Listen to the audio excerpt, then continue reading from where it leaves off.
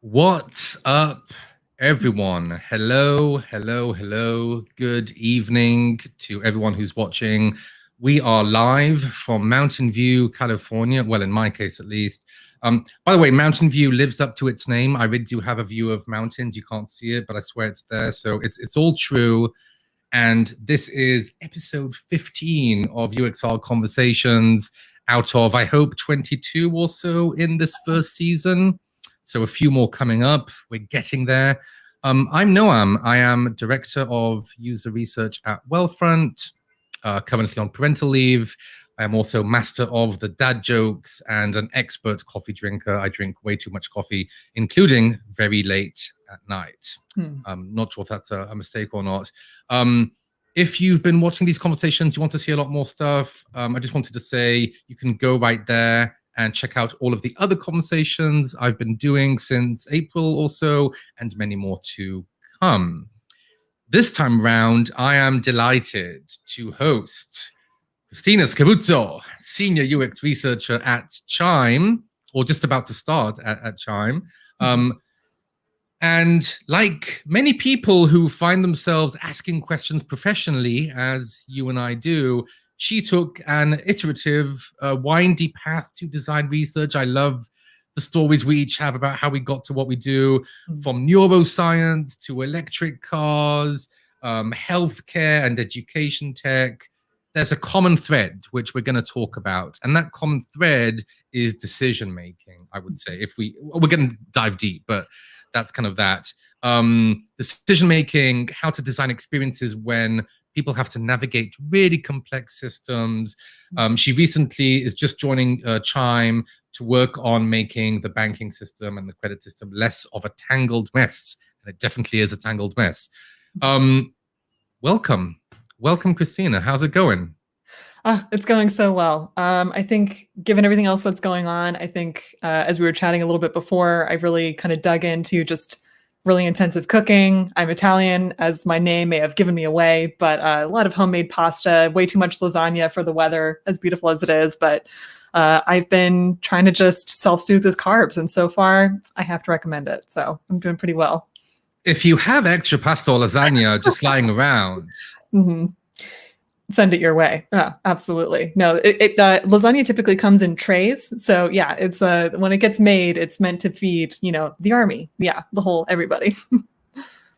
So let's start with something fun. Sure. I am a name guy. I am fascinated by names. My name means pleasant in Hebrew. It's biblical in the sense of resolving a conflict in the ways of Noam, in a pleasant way.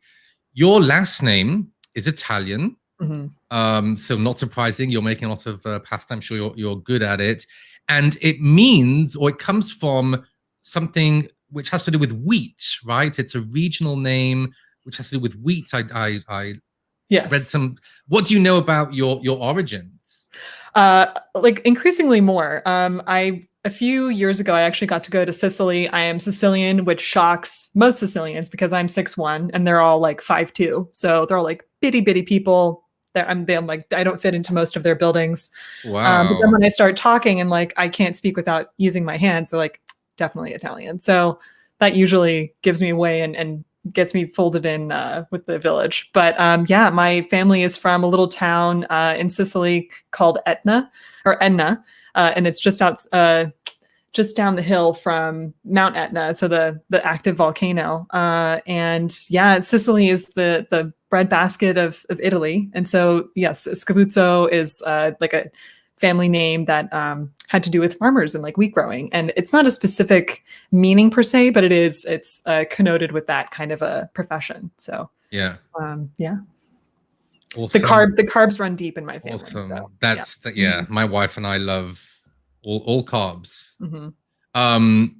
So we're going to talk about decision making today and the importance of guiding and educating people through these complex decisions. We want to talk about how research can inform the curation, the personalization of the choices presented to users as a way to get rid of some of the friction and frustration that people can have in their lives when they're trying to use certain healthcare systems, education systems, finance. So that's what we're going to be talking about. But before we get to that, since we're talking about decision making, I'd love to hear about a bit about your background and your early career decisions, because I think that's relevant for everyone. So kind of your journey through neuroscience, a bit of English I saw, architecture is in there. Can you share a bit about your decision making when you were just starting your career? Absolutely. So in undergrad, I knew kind of coming in from high school that I loved literature, and I loved more than that, just kind of thinking critically about these stories and these characters. So not so much about what was the author's mindset, what was the time, et cetera, but what are we really getting out of people's behaviors and their interactions and their perspectives and their bias. So I was already beginning to think about it from more of like a psychological, cognitive science perspective. And to fulfill like a science requirement, I took an introductory neuroscience course and was just kind of head over heels with the concept of blending these things properly with thinking about psychology and then also with a scientific practice. And I jumped into working in a lab at the time. I was working with view invariant object recognition, which is much more in the neurobiological realm of like understanding how the brain renders like perspectives of objects and sort of does a modeling of them and can represent that in our brains, such that if there's like a perspective of an object we haven't seen before, we can recognize it because we've created a representation of that object in 3 dimensions for ourselves. So that was much more like hard-coded neurobiology. But really what I was most interested in, or what really kind of got me, was this idea around just like how our attention could actually be at capacity. And so the way that the kind of things that we sacrifice with focus and kind of like when we are at our attentional capacity, our attentional load. And so that's more of like a psychology term, or really it's like across the cognitive sciences, attentional load. But the idea, there's this famous experiment about gorillas in our midst. And these people are passing the basketball around. There's 4 of them standing in a circle, and you're meant to count, I think, how many times an individual touches the ball. And more often than not, if you're focused on that particular task, you don't see someone in a gorilla suit walking around the group. And while that's like a really classic experiment, and I'm sure has launched the careers of many neuroscientists, for me, what was really compelling about that is what are we missing when we are attending really in a focused way on something, not just minute details, but whole elements of our reality. And so from that perspective, I wasn't really quite sure what to do with that. I wasn't really committed or ready to jump into a PhD program. Didn't really know how that was going to parlay into another form of job. So I just began what I didn't really recognize at the time was an iterative process.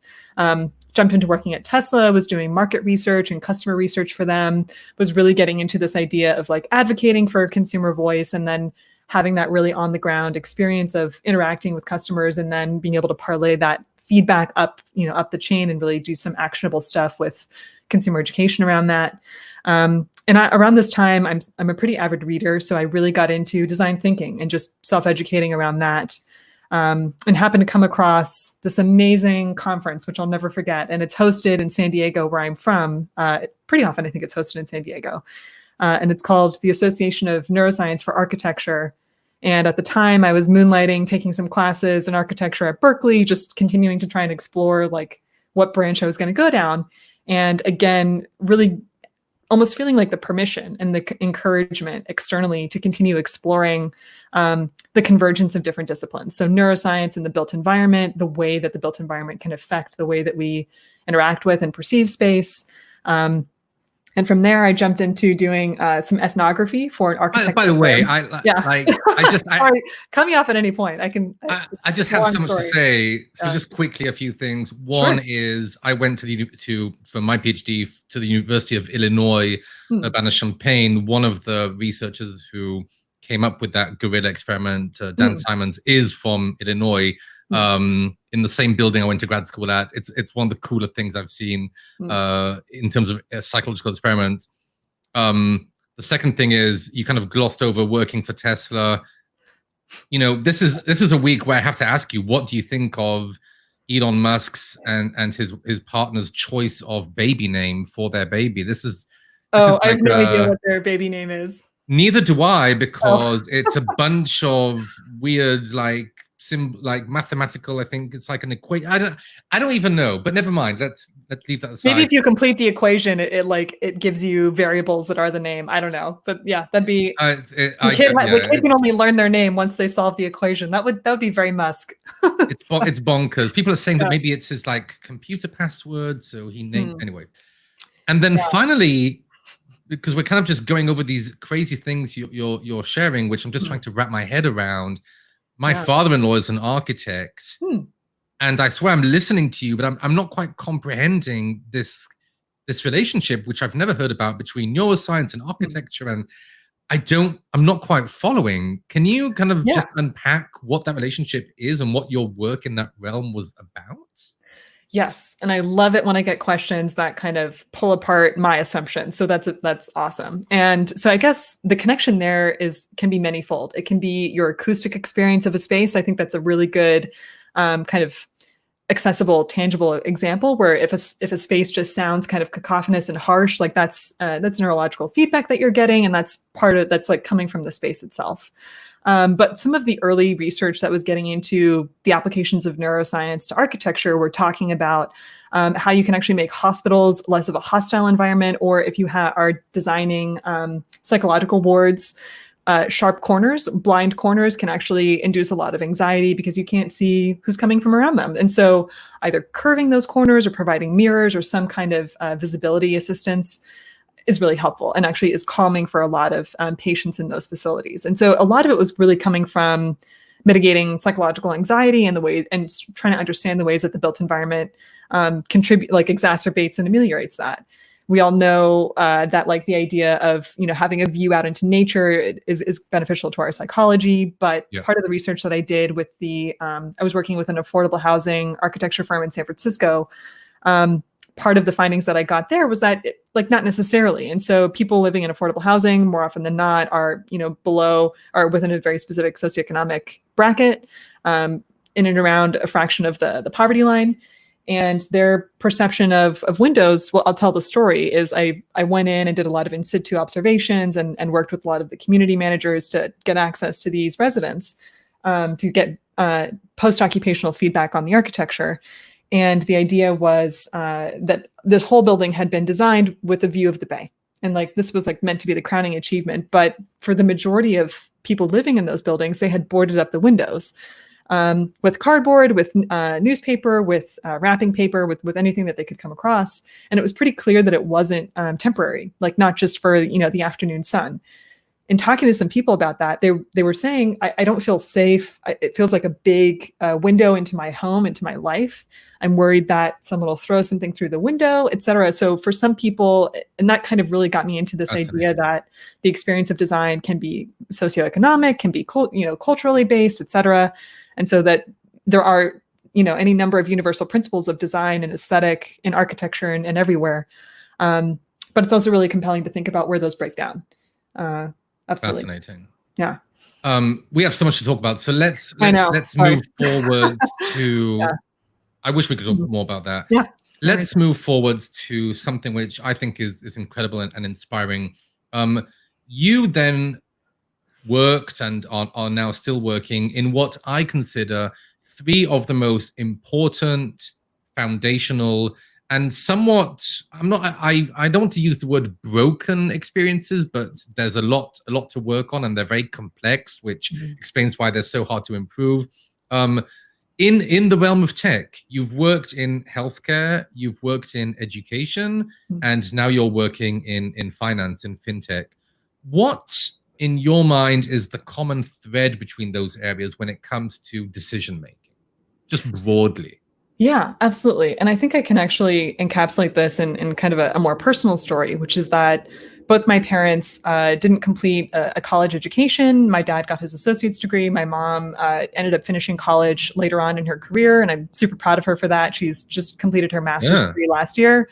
But I remember having this thought as a kid, man, I think I better study law or medicine or something, because if anything ever happens to my family, I don't know that everyone's going to be able to figure it out. And so I think the commonality between those three areas is that they're all what design is beginning to call these socio-technical complex problem spaces, complex systems, where people are, in order to interact with them properly, reasonably, meaningfully, you almost need to be an expert in order to be able to navigate them. But as I kind of sussed out early on, you almost need to be an expert in order to do that, unless someone is fielding that, is curating that for you. And so I guess across the board, I've seen people suffer because of financial confusion, healthcare confusion, working also in education, like just, navigating your child's expectations in terms of what they need to be learning, or even just making decisions as a college student.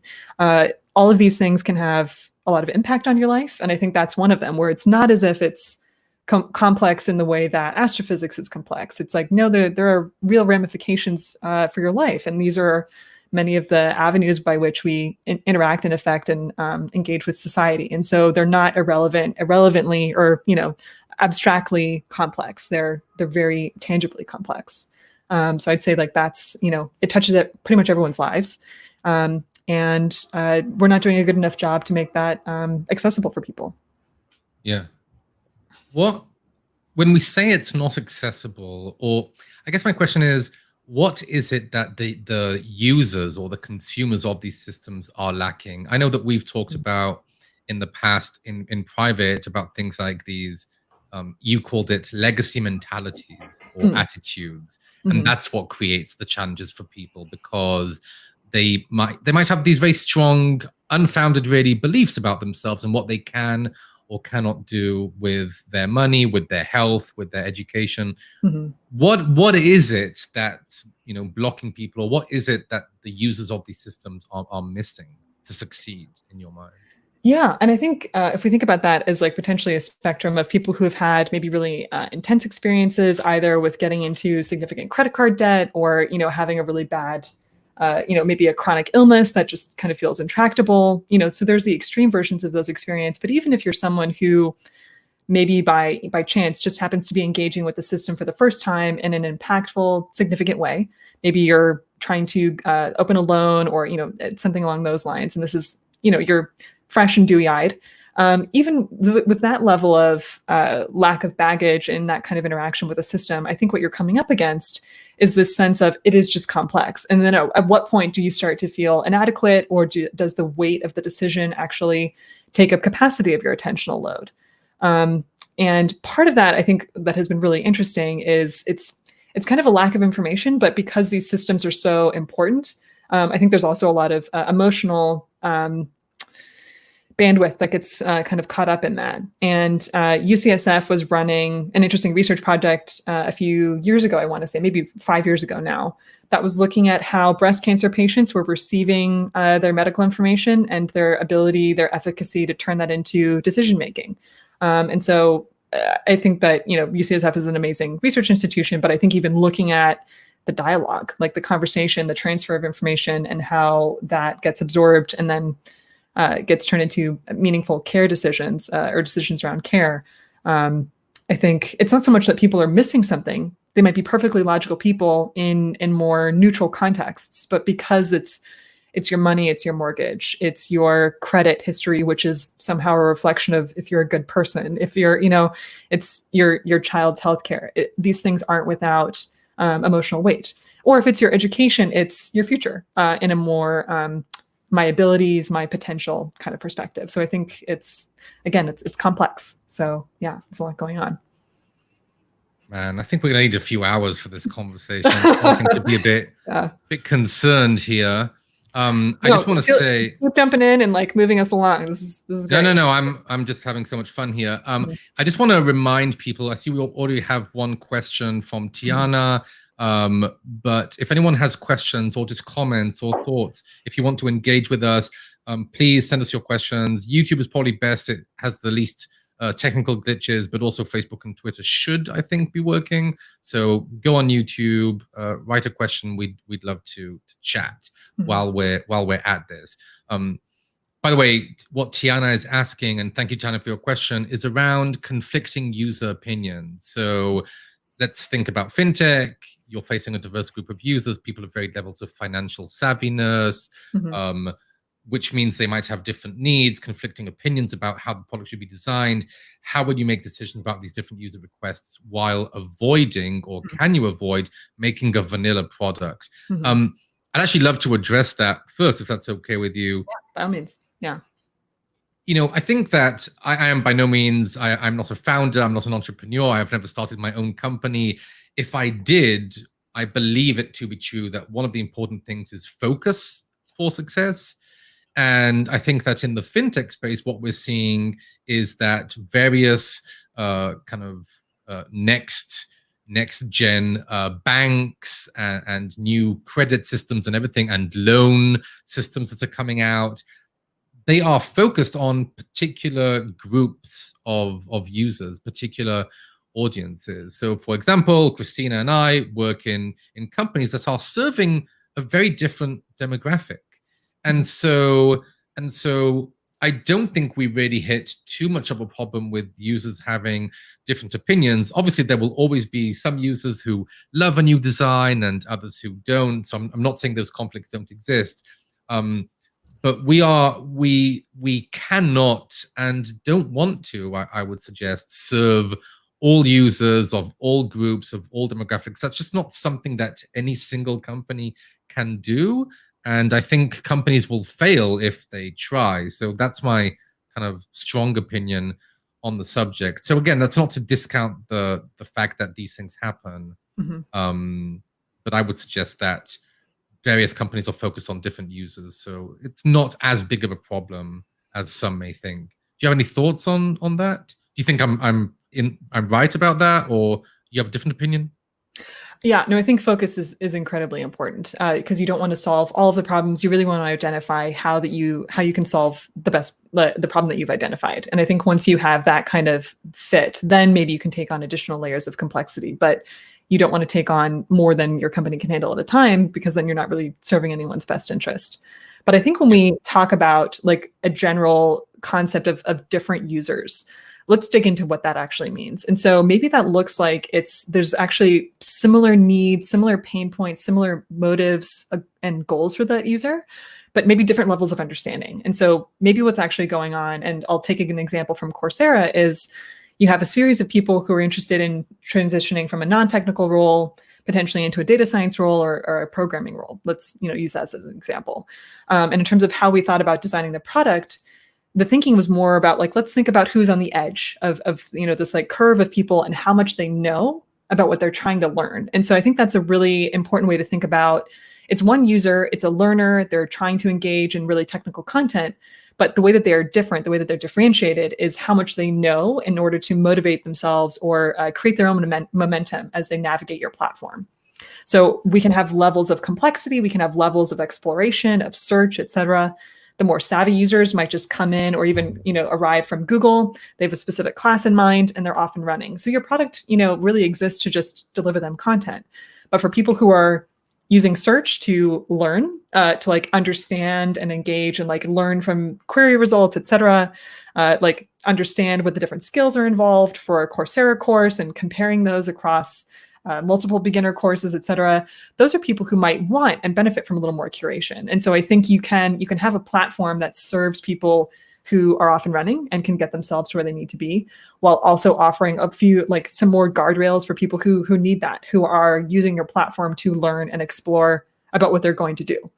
So I think that there's a way to accommodate a focused user who has a single goal or a common cloud of goals, learning online, for example. But I think that they can have different levels of ability, different levels of momentum from that perspective. Yeah. Thank you, Tiana, again for the question. And Franco, we'll address your question in a bit. I want to kind of start diving a bit deeper and more into process and mechanics.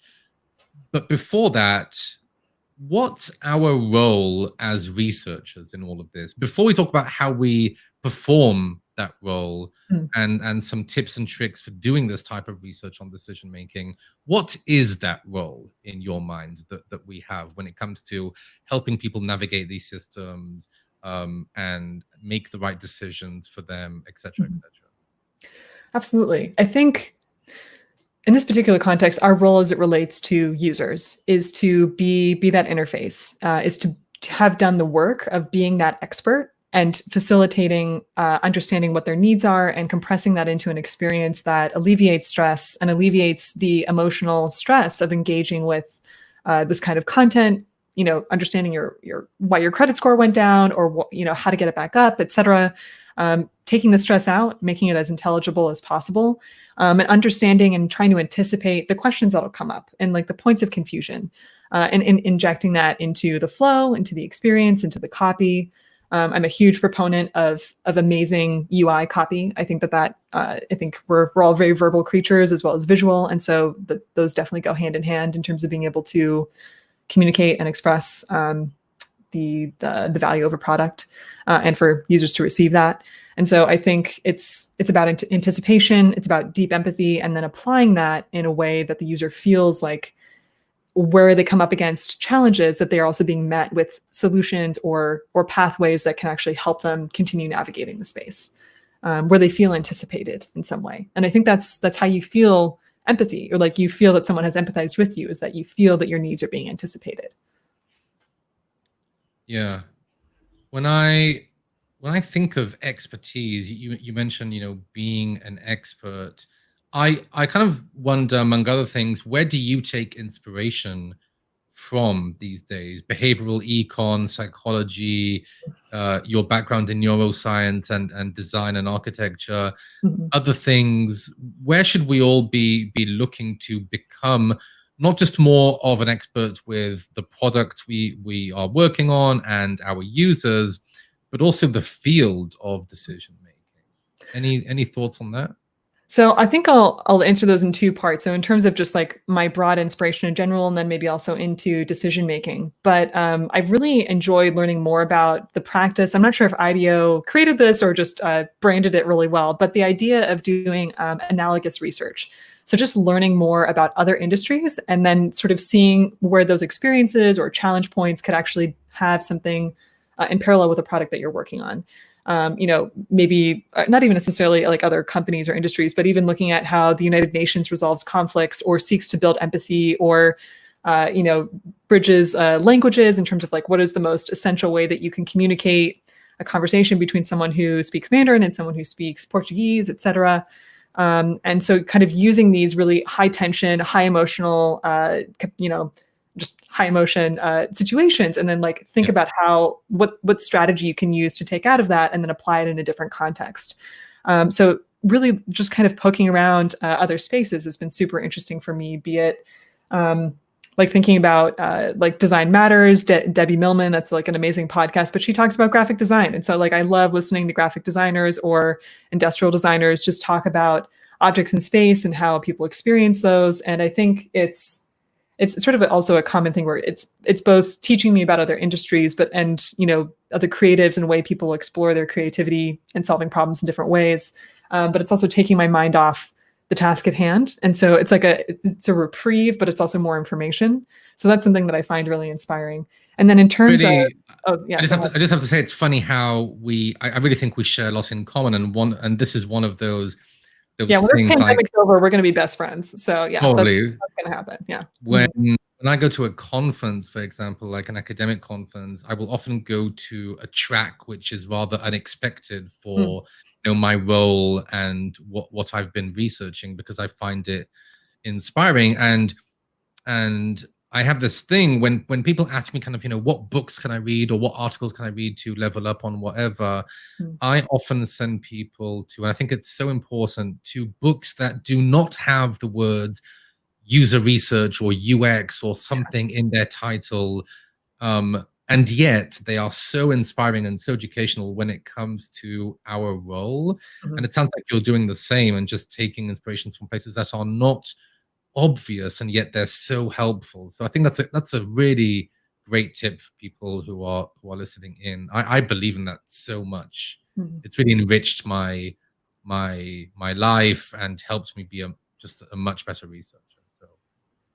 Definitely. Yeah. And I think it just sort of, it helps you kind of think about craft in a way that, I think there are always like frameworks and methods and mental models that you can pull and lift from other crafts, other industries. And I think that can be so refreshing and inspiring, because then you tweak it for yourself, you evolve it, and then it becomes something new again. So I love that. Yeah. I stopped you though before the second point. I'm sorry. Would you want to walk us through that?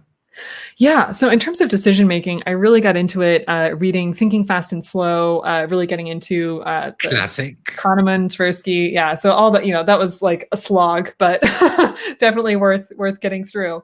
But I think beyond that, what really got me interested in it, just like really thinking about kind of like looking at Oliver Sacks and kind of his like really early work and just kind of how he thought about how to approach and how to speak to his patients and the people that he was writing these like amazing, beautiful case studies about. And I should say Oliver Sacks, who passed away a few years ago, was an amazing clinical neuropsychologist, I want to say, or clinical neuroscientist, where he was just doing a lot of research on people who had neuropathologies or different kinds of lesions in the brain, sections of the brain missing, and that it exhibited in unusual ways. But because they were so fringe, the best way to kind of get out or to understand what was going on with them was to actually just have conversations with them and to get them to talk about memory, to talk about their experiences, to just express how they experience the world. And so he ultimately is this amazing interviewer.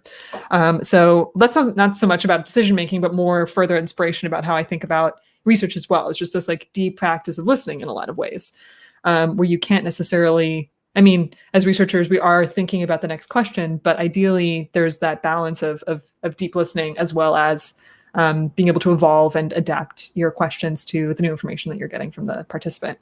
But I'd say, yeah, in terms of decision-making, nudge. So like Thaler has been like a huge proponent of like really trying to understand how to set up situations such that, we're playing with people's propensity to just choose things that are easy and simple and default. And that they're like all the ways in which we can bias ourselves for good. And so I think nudging maybe has not like kind of played out as a buzzword, but I do think that the basic principles are still really applicable and powerful, of like set yourself up for success by just making the best options, the ones that are more apparent and more available. And again, I think that comes into what the role of UX researchers are, and that is to take empathy and translate that into anticipation, and curating those options and those choices that we're presenting to our members and our users. Great. So we're about to jump into the mechanics of doing this kind of research. I'm excited about that. Mm-hmm. But first of all, I was going to say like, after the ad or after this, commercial break, but no one's sponsoring this. There are no ads. So we're just kind not yet. Mm-hmm.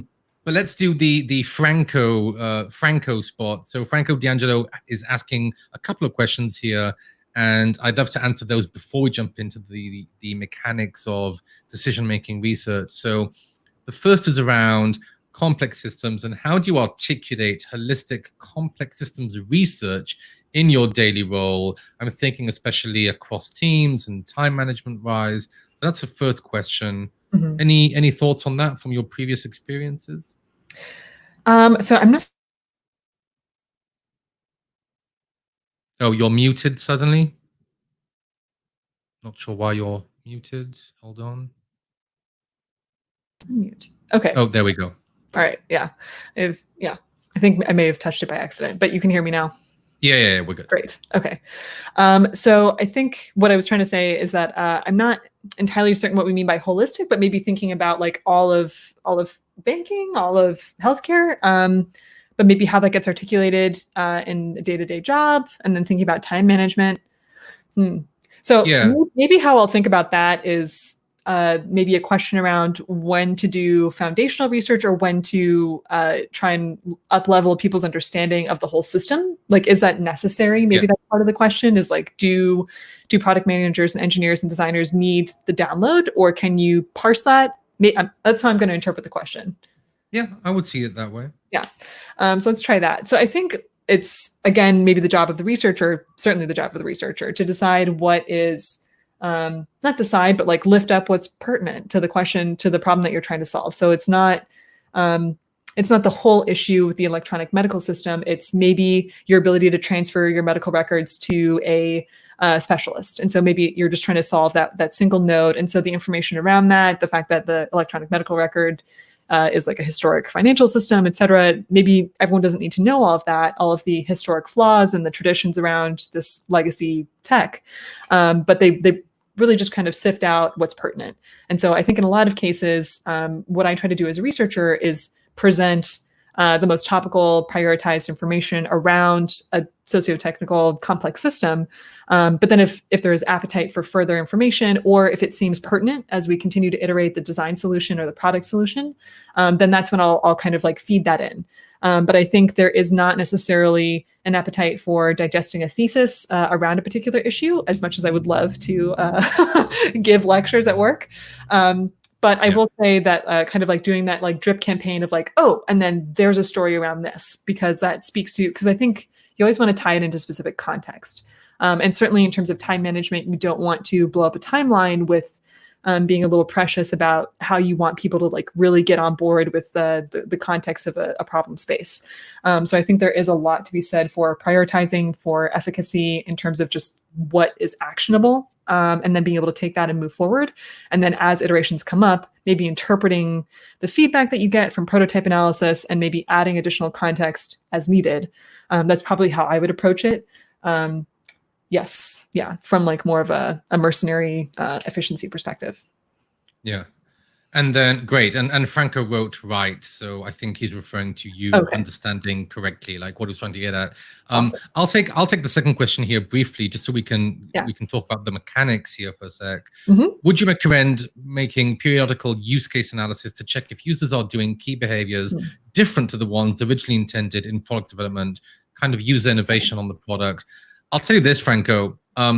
One of the things we look for specifically at Wealthfront all the time, it's surprises. It's things that deviate from what we expected to see. There is a lot of value in surprises. And so absolutely, when users are doing certain key behaviors different to the ones you intended, that is probably a gold mine of information which you should be exploring. So let's just leave it at that. Yes, we for sure do it, and it's an awesome resource for great research insights. Simon, thanks as well for your question. We'll get to it in a second before we end. But I would love to talk about the mechanics of research that focus on decision-making, methods, approaches, frameworks. Let's help out people here who are in similar industries, maybe just entering them. Maybe they want to enter one of these really complex industries, and they're not quite sure how this research works exactly. Any tips, tricks, frameworks you've been using, things that you know work that you'd like to discuss? I'd love to hear for one. Yeah, absolutely. So maybe this can kind of dovetail nicely with Franco's question, which is around the idea that maybe occasionally you do need to do a foundational refresh on how you think about what people's needs are and what their decision-making challenges are. As an example, at Coursera, I was chatting with a PM, and kind of in a moment of frustration, she said, like, how do we know what they want? And it just was, it's like the basic question that everyone kind of like bangs their head against the wall trying to understand. But what was really interesting is that she'd been at Coursera a long time. I'd been at Coursera about a year at that point, and we were both feeling like I think now's the time to do kind of a refresh on our perception of attitudes and behaviors of why people are coming to this site, and really trying to understand like what the problems are with finding a course that works for them, and finding content that they can engage with. And so from that perspective, the way that I think that you can kind of parse that, I'll talk about what I did specifically with Coursera, but then I want to talk a little bit more about my mental approach and like my frameworking around that, which is often I love doing desk research. And I think that there's so much great academic research and ongoing research that happens at other companies that they share and publish that we should absolutely be taking advantage of. And so I think in a lot of instances, if people are looking at, if they're doing quantitative analysis that can really speak to a certain kind of behavioral pattern or like a threshold for tolerance of like certain kind of notifications, et cetera, that's probably more incremental and nitty gritty. But I think really kind of establishing and kind of like re-squaring yourself to needs, pain points, and attitudes. And if you don't have a clear sense of what those are, if you can't articulate those to yourself from like a persona basis, from like a workflow perspective, like if you don't feel confident in the deliverables that you have or the artifacts that have been created, it's probably due for a foundational research refresh, if it can't be augmented with desk research. And so from that perspective, I would say it's probably time to do some user interviews. And then I think so. Can you by the way unpack what you mean by desk research, or what I would Sure. maybe call secondary research. Mhm. How do you do it? I think in academia, for example, it's very common. In industry, it's often ignored, I would Mm. say.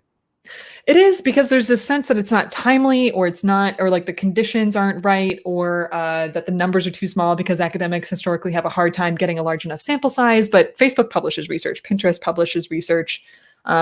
Stanford's always coming out with stuff that's like both industry related and academically rigorous. And so I think if you do enough digging, you can actually find some really solid academic research. For example, going back and reading behavioral economics papers, you can kind of understand the foundation of how people are sort of engaging with. So kind of like, just to quickly touch on behavioral econ for a second, the idea was that how do you help people make long-term decisions, or how do you understand the psychology of long-term decision making with people who are trying to make choices around, I think one of the main examples was like making life insurance decisions, or just like insurance policy decision making. And a lot of that had to do with like a person's ability to appreciate short-term gain versus long-term gain, et cetera, and just kind of understanding the psychology of that. Not Yeah. necessarily applicable to the application that you're trying to create, but it's a mindset that you want to capture and then maybe apply iteratively in your product development. And so I think the way that I think about desk research, and let me know if you want me to get a little more specific, is I go pretty broad. I look at like PubMed, which is more psychology, scientific, biology kind of stuff, but I look at it more for the neuroscience, more for the psychological components. And then for behavioral economics, I think those papers are typically available just kind of online. But beyond that, I do try and look at industry leaders. So I'm always curious about like who. So we're thinking about maybe positive reinforcement in the form of nudging, who might be doing that well. And so then I'll go and explore those products and do some comparative analysis, and sometimes even competitive analysis. But again, thinking about analogous industries. So when I was at Coursera, thinking about building habits and building good behavior and kind of nudging people into having a habit of learning, I actually looked at Strava, which is an athletic application that encourages you to run with your friends, bike with your friends, et cetera. And they along with Duolingo were I think some of the early people to introduce this idea of like creating a running streak of like you've been doing this 3 days in a Yep. row, et cetera. And they implemented that very successfully. And there was a lot of writing that they put out based on that. And so in terms of thinking about desk research, this is what you can learn just from what already exists, without needing to use time and resources, the resources of your company to do that investigation. I think that's where I would delineate that, is like what is free and available information on the internet, or through other experts that you can reach out to on any social media platform, versus having to expend your time, broader company time and resources. I would say that might be a good distinction. I can tell you, by the way, that the Duolingo streak thing worked fantastically on me, and Oh, I used it a lot. The Mhm. Strava one, let's just say I haven't been using Strava so much. Yeah, more of an uphill battle. Yeah, so We'll see what happens with that. Mhm. What else? What else around the mechanics of this kinds of research? Methods you've been using, frameworks you've been using. Anything Yeah. else you think is helpful there? So I'd say, in particular, with this idea of moving through, or actually, let me come back to the example at Coursera, which was this idea of like, let us recapture what it is, like the attitudes of people who are arriving on the site. And so starting pretty broadly, we did some discovery research, pretty foundational, and just kind of talked to people. And the approach I took, I'm like rethinking my thought process here, but I love focusing on like edge case users, and particularly from the perspective of people who hacked their way through your platform and were wildly successful, and people who dropped off within 5 seconds of using, not literally 5 seconds, but maybe signed up for a course, clicked on a few things, maybe watched a video, but then disappeared. So what is the discrepancy between motivation, between they clicked on the wrong course, et cetera? So just understanding what got someone through to the end of an experience or a product or a subscription trial, et cetera, and what caused people to fly away. And then kind of getting an understanding based on that. And some would argue that you could complete that with a survey. I think that if you're really looking to use that as something as a jumping off point for future development and product research, it bears kind of investing in some qualitative research at that stage. Yeah. And I really wanted to target people. And so let's see, I'm trying to think back on some of these questions. But I think one of them may have had to do with, with different users. And so another way that I like to think about it is what we can learn from, or no, I think it was more about the use cases. And so people who are muscling their way through an experience that maybe has a lot of issues that you want to tighten up, you can actually learn a lot from them in like these different use cases of like, oh, you hacked our platform to get what you needed, and you included other resources to augment this current experience. And I think that's where foundational research can also yield those surprises that you wouldn't have necessarily gotten from a very scripted survey. And so I think when you are at the place of asking these big questions, focusing on people who have kind of like fringe or edge experiences, but along the lines of success, not just totally random left field experiences, but hyper completers, hyper users, extreme users, and then people who just kind of flit through your platform. I think engagement is a really good way to think about extremes from a framework, research strategy perspective.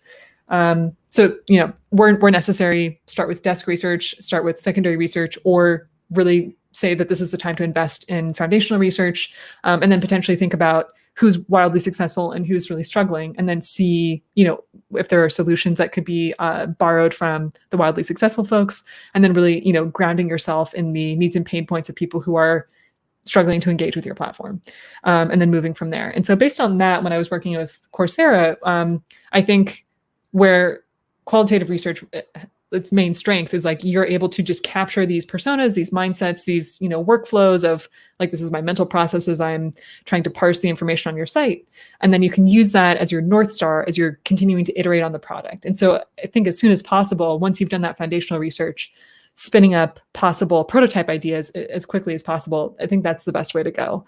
And even when I'm doing foundational research, I do like to incorporate an element of participatory design. So what I mean by that is like handing the reins over to the participant at some point, where I've created a card sorting exercise that we're going to do together, where there's like, they're doing some hierarchy analysis with me, or they're grouping things into different kind of affinity groups, and where there's an opportunity. I think it does several things, kind of shifting the focus over to something that we're working on together versus something where the participant is just delivering information that is pure recall, which has a lot of benefits and has a handful of problems that come along with it, a little bit of bias, but what they're sharing is also more often than not what's the most poignant and most topical for that participant. But then the opportunity to reflect on that information, I think, can be really valuable in a foundational discovery phase research process. And so if I can share my notes, if I can share a handful of little digital sticky notes that I've put together, if it's remote or in person, and then we can reflect together. So it takes pressure off the participant, and then it creates a reflective period where they can say, oh, like, I don't know that really rings true, or I think I would word that differently, or I thought of something different. And then you actually get more information that way. So from a foundational research perspective, that's something I always try and include. And that's a little bit of a mashup between generative and foundational. But I think you really get more bang for your buck when you put those two together like that. But then as soon as possible, I think you really want to be marching down that incremental path with prototypes and working on, anything from like clickable pages and InVision or Figma. But as quickly as possible, you're trying to validate or invalidate your assumptions coming out of that, potentially in concert with surveys and doing a little bit of quantitative analysis. But I think as soon as possible, getting into a testing phase based on that qualitative research is really critical. I have two more questions that I have to ask, even though we're technically out of time already. This has just gone so fast. I want to quickly acknowledge Simon's question here. Sure. Simon Kroom, your view on where we as professors really need to direct our attention, especially juggling so many hip technologies. Do you know Simon, by the way? I don't know Simon. Do you know Simon? I do, yeah. I actually spoke in one of his classes a few years ago, talking about, I think I was like engaging in a project at the time that had to do with food waste and he's a professor of supply chain at University of San Diego. And I was talking to him a little bit about food waste and sort of food systems supply chain. So hi, Simon, and thanks for your question. So any thoughts on which technologies to adopt, how not to juggle too many things? I know I have a thought on that, but I want to let you respond first. What do you think? Yeah, I think what's interesting is and I've thought a lot about that, about this kind of moonlighting in education. I feel like I worked in education, but I'm certainly nowhere near being a professor or like a real practitioner of being someone who is an educator. But from having been on the receiving end of education, I feel like what professors really want to pivot more towards is just like extreme resourcefulness and really honing in on the idea that students need to be able to teach themselves, and really doubling down on the idea of critical thinking, regardless of the discipline. So just second guessing everything, asking why, just constantly asking questions, and then sort of figuring out and sort of encouraging and shoving them out of the nest to do their own research and to continue to validate that kind of exploration, that kind of question asking. And because the technologies will keep coming, and I think where possible, inserting them is as an interesting novelty, particularly when it comes to certain kinds of tools. But those will always be there and accessible from an industry perspective, or from, I think, that's something that lends itself more towards, I think, like bite-sized content or micro content. It's just like a quick introduction to certain kinds of tooling. But I think what really can't be replaced from like a one-on-one interaction or from a professorial, student interaction is this idea of like, what is your mentality as it relates to learning new information, as it relates to knowledge, and sort of constructing your own identity as a person, as a professional in the world, where you're not defined so much by your evergreen expertise, but by your ability to continue learning and evolving. Yeah. Mm-hmm. My take on this, as a researcher, as an educator, because I still do some teaching here and there, as a content creator these days, it's all the same. I focus on the outcomes I want to achieve, either for myself or students. And I try to figure out the technologies that provide the most coverage for those outcomes. So I'm trying to minimize the number of platforms, tools, technologies I'm using, but still get coverage for all of the outcomes I care about most. And I think it doesn't matter one bit what's hip currently. What matters are two things, really. What are the best outcomes I want to achieve, my goals, my even my aspirational goals, and then what are the tools that have the most coverage for those things and can help me simplify my workflow and also achieve those outcomes. So that's how I always think about what I want to be adopting, and I try to juggle as least as possible, basically. But great question, and thanks again, Simon, for that. I have two more questions for you that I have to ask. Okay. First of all, what do you think is going to happen in terms of decision making? I can think of at least two potential directions. One is that decisions will slowly be abstracted out and away from us. So a classic example, which I can never stop talking about, and my wife mocks me for this, would be self-driving cars. And how with self-driving cars, we will not have to make any decisions about how we drive.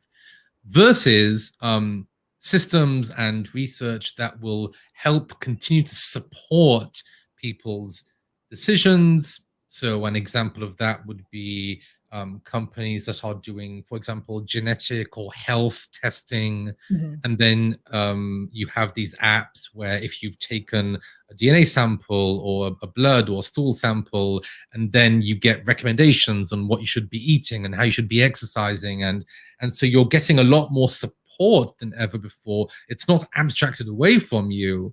You're making those decisions, but with very kind of modern next generation support.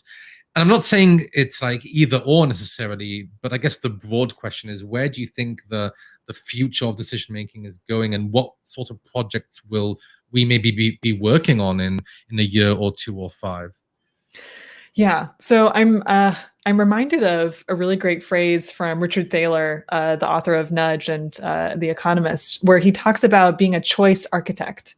And so that's really kind of the role that we're stepping into, is how much is that going to be visible? And I think in a lot of ways it actually begins to become an ethical question, if I can throw that out there. But I think what's really interesting about the idea of support versus automation, I think there are a lot of areas in which that could really be helpfully applied, particularly in medicine. But I think in terms of people just understanding these systems, I think a part of not being taken advantage of and a part of kind of engaging in these processes is a little bit of stress, like the difficulty of understanding, but it's also about ownership and responsibility of that information and how it impacts your life. And so I think the automating that away to an extent can be really helpful. But I think what we also want is we do want continued insight and kind of perspective into those systems, but through a curated lens. And so certainly curation can be very heavy-handed, can be very patronizing, but I think it is, again, the kind of the ethical role and responsibility of designers and researchers and people involved in product to not take that decision-making away, to not over-facilitate in some ways. And that's certainly not where you're going to make the most money. I think that's certainly not what the trend will ultimately be towards. But I think facilitating is definitely the direction that I hope will remain. And that's one that I'm certainly going to advocate for. But again, I think it's a mix. I think it's a really strong mix. But I think the role of people in products being the arbiters of like how much decision-making do you actually have into this process, that's when we're going to have to consider pretty carefully. And I think it's a lot of responsibility. It's a lot of potential power in terms of how easy you can make people's lives. But I think there's also a lot to be said for doing some correction around that in terms of just doing education. So I think part of it is that I was talking to a friend of mine earlier today where the incentive structures around the FDA and sort of creating a product that needs to go through FDA approval, comprehension is something that they really lean into. Like they need you to prove that people understand the information that you're giving them about their health, et cetera. That's not the case when you're dealing with financial products. There's no regulation around this needs to be comprehensible. And so we obviously can see how that's played out in banking. And so I think maybe it takes the form of different kinds of comprehension regulations, and it's like this needs to be intelligible, this can't do harm, et cetera. I think there are other more traditional ways of thinking about how we can continue to implement.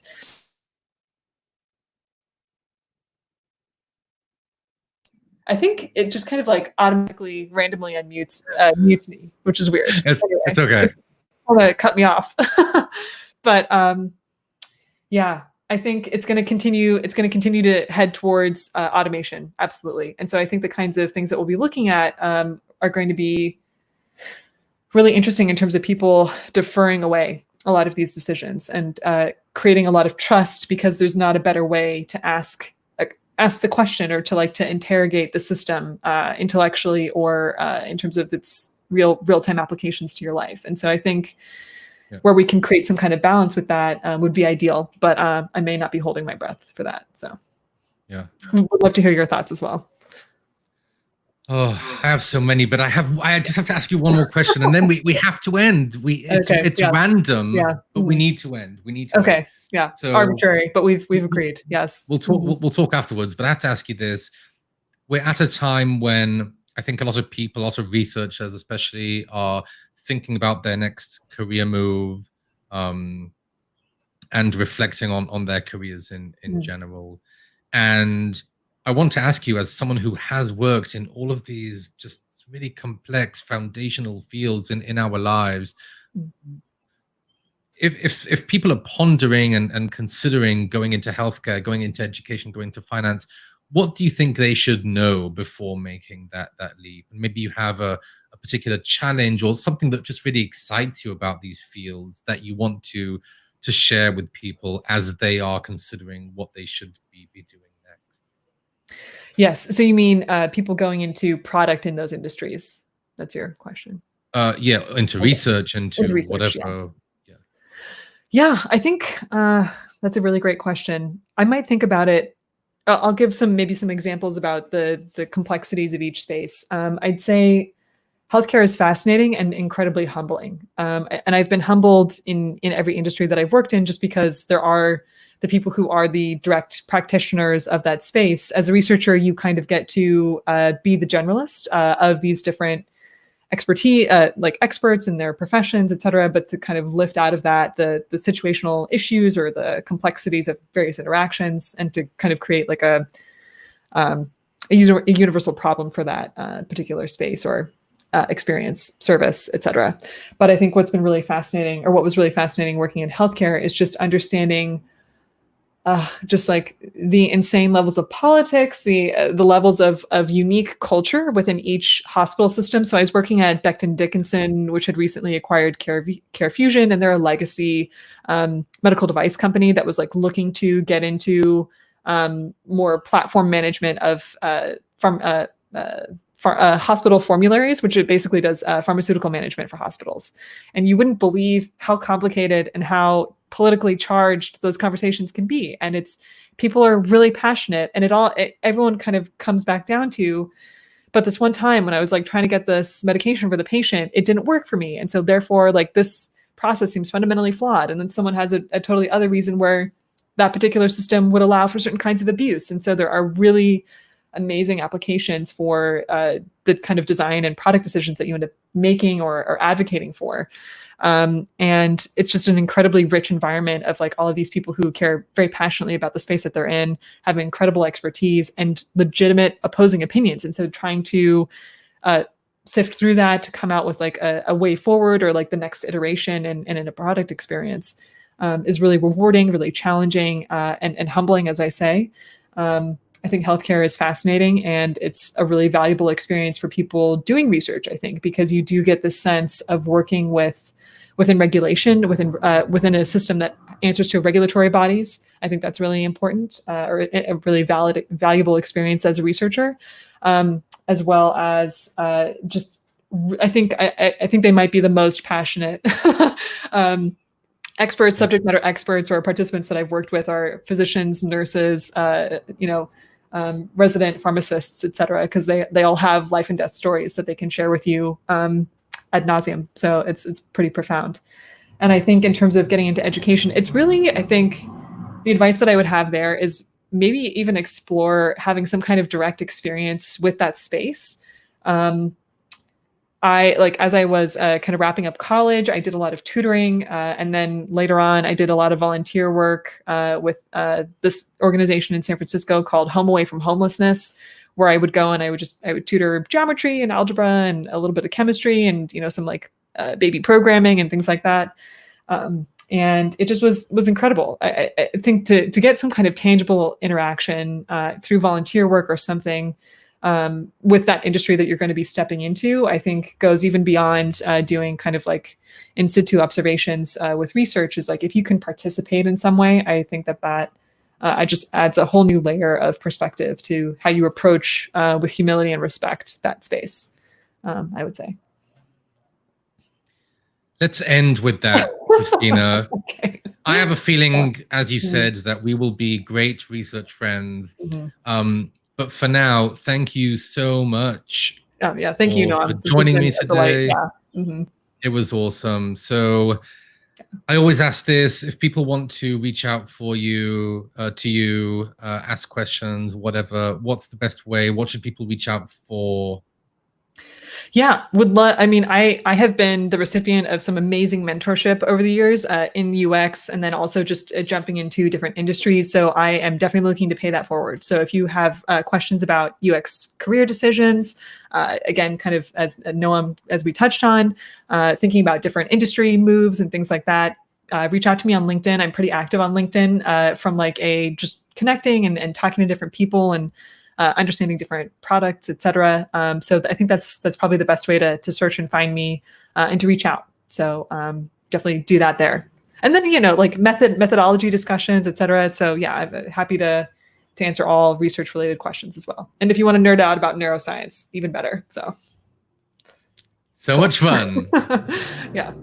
And I want to thank you, Noam, for this opportunity. And thank you for spinning this all up. I've been going a little stir crazy waiting for my job to start. So I've appreciated being able to flex my research muscles a little bit and just getting to talk about this. So haven't we all? Yeah. Haven't we all? I feel the same way, and it's probably why I started this thing. Yeah. To those of you watching or who will watch this later on, thank you so much. Really appreciate it. Thank you, Tiana, Franco, and Simon for your questions. Keep them coming. You can always find me if you want to have a conversation, if you have a question, whatever it is. I'm at noamseg@gmail.com or at noamseg on the Twitter. And continue to follow along because more conversations coming this Saturday and next week and the week after that.